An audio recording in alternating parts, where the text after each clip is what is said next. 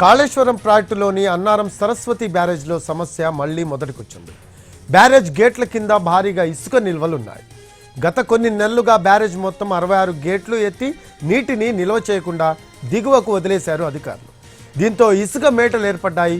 గేట్ల కింద మేట వేసిన ఇసుకను తొలగించి 2 నెలలు కాకముందే మళ్లీ 5 మీటర్ల ఎత్తులో ఇసుక పేరుకుపోయింది. దీంతో గేట్లు కిందకు దించలేని పరిస్థితి ఉంది.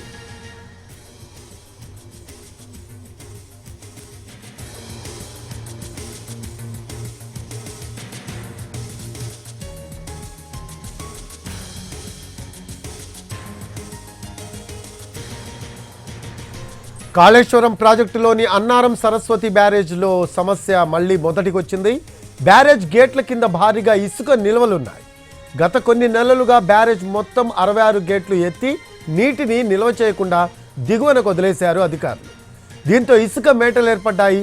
గేట్ల కింద మేట వేసిన ఇసుకను తొలగించి 2 నెలలు కాకముందే మళ్లీ 5 మీటర్ల ఎత్తులో ఇసుక పేరుకుపోయింది. దీంతో గేట్లు కిందకు దించలేని పరిస్థితి ఉంది.